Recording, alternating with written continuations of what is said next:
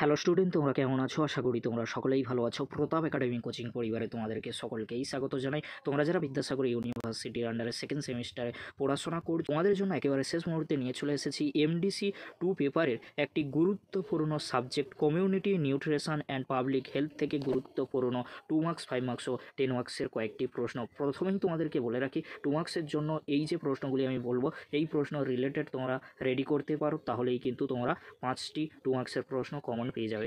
আজকের এই ভিডিওতে ভালো করে দেখে নাও, তাহলে তোমরা সমস্ত প্রশ্ন কিন্তু কমন পেয়ে যেতে পারো। তাই তোমাদেরকে হলো চিন্তা করার কোনো বিষয় নেই, তোমরা ভিডিওটি এন্ড পর্যন্ত দেখো, তাহলে তোমরা 5 মার্কস ও 10 মার্কসের সমস্ত প্রশ্ন কমন পেয়ে যাবে। চলো বন্ধুরা, তাহলে বেশি দেরি করবো না, দেখে নেবো ইউনিট 1-এ গুরুত্বপূর্ণ প্রশ্নগুলি। তোমরা দেখে নাও, কমিউনিটি পুষ্টি কীভাবে জনস্বাস্থ্যের উন্নয়নে সাহায্য করে তা ব্যাখ্যা করো। এপিডেমিওলজির মূল নীতিগুলি লেখো, তা সংক্ষেপে আলোচনা করো। নেক্সট প্রশ্ন কী রয়েছে তোমরা দেখে নাও, নিউট্রিশনাল সার্ভেলেন্স বলতে কী বোঝায়? হার্ট ইমিউনিটির ধারণা ব্যাখ্যা করো। পরবর্তী প্রশ্ন, সিওপিডি এবং টিউবারকুলোসিসের এপিডেমিওলজি, কারণ এবং প্রতিরোধ নিয়ে আলোচনা করো। অপুষ্টিজনিত অ্যানিমিয়া এবং অ্যাথেরোক্লেরোটিক ডিসঅর্ডারের কারণ এবং ব্যবস্থাপনা আলোচনা করো। ডেঙ্গু এবং ম্যালেরিয়ার প্রতিরোধ কৌশল ব্যাখ্যা করো। প্রশ্নগুলি কিন্তু ইউনিট 1 থেকে 5 অথবা 10 মার্কসের জন্য অত্যন্ত গুরুত্বপূর্ণ। ইউনিট 2 থেকে গুরুত্বপূর্ণ প্রশ্নগুলি তোমরা দেখে নাও, ইন্টিগ্রেটেড চাইল্ড ডেভেলপমেন্ট সার্ভিসেস অর্থাৎ আইসিডিএসের মূল কার্যক্রমগুলি কী কী? জাতীয় পুষ্টি নীতিমালার গুরুত্ব কী?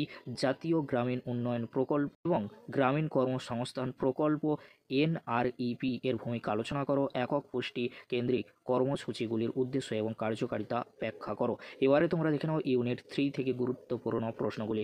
এফএও এর ভূমিকা কী? সংক্ষেপে আলোচনা করো। ডব্লিউএইচও এর পুষ্টি সংক্রান্ত কার্যক্রম কী কী?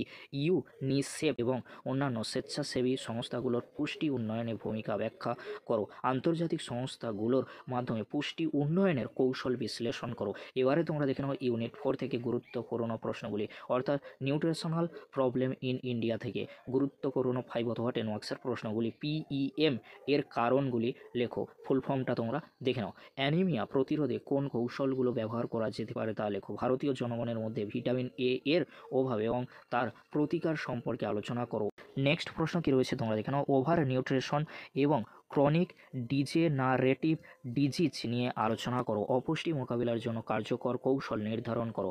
ইউনিট 5 থেকে গুরুত্বপূর্ণ প্রশ্নগুলি তোমরা দেখে নাও, অর্থাৎ ফুড বা যেটা তোমাদের পিডিএস রয়েছে, তোমরা ভালো করে দেখে নাও। খাদ্য উৎপাদনের উৎস হিসেবে কাজ করে ব্যাখ্যা করো। খাদ্যের কাজগুলো উল্লেখ করো। স্থূলকায়, ডায়াবেটিস এবং উচ্চ রক্তচাপ ব্যক্তিদের খাদ্য ব্যবস্থাপনার নীতিগুলি বিস্তারিতভাবে আলোচনা করো। একজন খেলোয়াড়ের খাদ্য তালিকা কেমন হওয়া উচিত তা আলোচনা করো। জাতীয় পুষ্টি নীতির প্রধান উদ্দেশ্য এবং থার্স্ট এরিয়াগুলি বিস্তারিতভাবে আলোচনা করো। পিডিএসের কার্যকারিতা এবং গুরুত্ব মূল্যায়ন করো। স্থূলকায় ব্যক্তিদের খাদ্য ব্যবস্থাপনার মূল নীতিগুলি উল্লেখ করো। সাধারণ ভারতীয় খাদ্যদ্রব্যের পুষ্টিগত উপাদান এবং তাদের গুরুত্ব আলোচনা করো। খাদ্য তালিকায় এগুলির ভূমিকা ব্যাখ্যা করো। খাদ্য নিরাপত্তা ও দারিদ্রতা সম্পর্কে যা জানো তা লেখো। ভারতের বিভিন্ন অঞ্চলে খাদ্য গ্রহণের ধরন কিন্তু আলাদা আলাদা, সেগুলি আলোচনা করো।